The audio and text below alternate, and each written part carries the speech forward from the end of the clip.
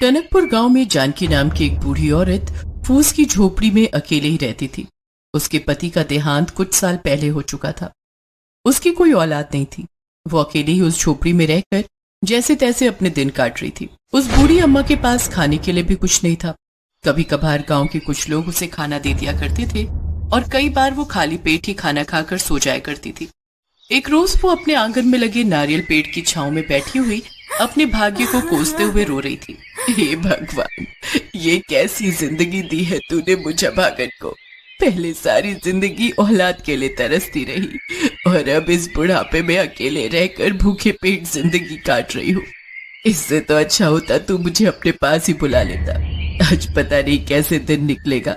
ना ही मेरे पास खाने के लिए अनाज है और ना ही एक फूटी कौड़ी। तभी उसके बगल में ऊपर से आकर एक नारियल गिरता है। अरे ये क्या नारियल, आज इसे ही पीकर अपनी भूख मिटाती हूँ। जानकी जैसे ही उस नारियल को पीती है तो उसका मीठा पानी पीकर उसको बहुत ठंडक मिलती है। अरे वाह, इसका पानी तो बहुत ही मीठा और स्वादिष्ट है। एक नारियल और तोड़कर पी लेती हूँ, बस उसी से पेट भर जाएगा। जानकी एक डंडा उठाकर नारियल तोड़ने की कोशिश करती है, लेकिन नारियल का पेड़ काफी ऊंचा होने के कारण वो उस तक पहुंच नहीं पाती। तभी वहां से एक जवान लड़का जिसका नाम धीरज होता है वहां से गुजरता है, जिसे देखकर जानकी उससे कहती है, अरे बेटा, क्या तुम इस बूढ़ी औरत के लिए नारियल तोड़ सकते हो? ये पेड़ बहुत ऊंचा है और मेरा हाथ इस तक नहीं पहुंच रहा। अगर तुम चाहो तो तुम भी अपने लिए एक नारियल तोड़ सकते हो। जानकी की बात मानकर वो लड़का नारियल के पेड़ पर चढ़कर 2 नारियल तोड़ता है। एक उसने जानकी को दिया और एक खुद पिया। अरे वाह, क्या मीठा पानी है इसका। स्वाद तो ऐसा है मानो अमृत हो। तुम्हारा बहुत बहुत शुक्रिया बेटा। धीरज वहां से चला जाता है, लेकिन उसकी अमृत वाली बात बार बार जानकी के कानों में गूंज रही थी। तभी जानकी को एक ख्याल आया।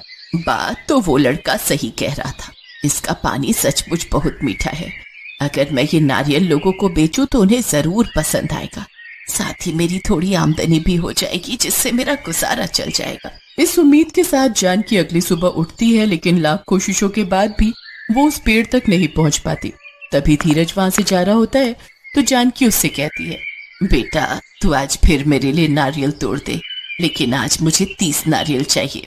अम्मा, तुमने तो मुझे निकम्मा ही समझ रखा है। अरे मुझे अपने भी काम होते हैं। और इस पेड़ की ऊंचाई देख रही हो, अगर ऊपर से नीचे गिरा तो भरी जवानी में शहीद हो जाऊंगा। और तुम मुझे एक ही नारियल देती हो, उससे मेरा क्या फायदा? अच्छा, एक शर्त पर तो तोड़ूंगा। 30 में से 15 नारियल मेरे और 15 तुम्हारे। बोलो मंजूर है? ठीक है, 15 तुम रख लेना। धीरज जल्दी से पेड़ पर चढ़ता है, 30 नारियल तोड़ लेता है। वो अपने 15 नारियल लेकर चला जाता है। जानकी अपने नारियल उठाकर सड़क किनारे बेचने बैठ जाती है। तभी एक बड़ी सी गाड़ी से 6 लड़के उतरते हैं। अम्मा, 6 नारियल देना। हाँ बेटा, ये लो। अरे वाह, नारियल पानी तो बहुत मीठा है। सचमुच, ये तो सच में बड़ा ही स्वादिष्ट है। अम्मा, एक एक हम सबको और दे दो। वाह भाई वाह, मजा आ गया। ये लो अम्मा, आपके पूरे 600 रुपए। उस दिन जानकी ने कई महीनों बाद एक साथ इतने रुपए देखे थे। ऐसे ही करके उसके पास और ग्राहक आते हैं और उसके सभी नारियल बिक जाते हैं। दूसरी तरफ धीरज भी अपने सारे नारियल बाजार में बेच आता है। आज तो अच्छी कमाई हो गई।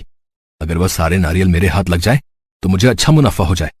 एक काम करता हूँ, आज रात में ही सारे नारियल तोड़ लूंगा, ताकि उस बुढ़िया के लिए कुछ भी ना रहे। इधर जानकी आज बहुत खुश थी। आज उसने कई दिनों बाद भरपेट खाना जो खाया था। अगर ये नारियल का पेड़ ना होता तो आज भी मुझे भूखे पेट ही सोना पड़ता। जानकी भरपेट खाना खाकर सो जाती है। तभी धीरज आधी रात को उस नारियल के पेड़ के पास पहुंचता है। अरे, हमने तो कल कितने सारे नारियल तोड़ लिए थे, लेकिन आज ये फिर उतने ही हो गए। धीरज मन में लालच लिए जैसे ही उस पेड़ पर चढ़ता है, लेकिन उस पेड़ पर चढ़े उसे काफी देर हो गई, लेकिन वो ऊपर जा ही नहीं पा रहा था। आखिर ये हो क्या रहा है? मैं जितना ऊपर चढ़ने की कोशिश करता हूँ उतना ही नीचे आ जाता हूँ। तभी वो पेड़ से नीचे गिर जाता है। नीचे गिरने के बाद वो पास में रखा एक बड़ा सा डंडा उठाता है और उससे नारियल तोड़ता है। कुछ ही देर में वो ढेर सारे नारियल तोड़कर बोरी में भर लेता है और उन्हें घर लेकर जाता है। अब मैं इन सब नारियलों को कल बाजार में बेच दूंगा और खूब पैसे कमाऊंगा। इतना कहकर वो सो जाता है। अगले दिन सुबह जब जानकी सोकर उठती है तो वो देखती है कि नारियल पेड़ के नीचे ढेर सारे नारियल रखे हुए थे। हे भगवान, इतने सारे नारियल!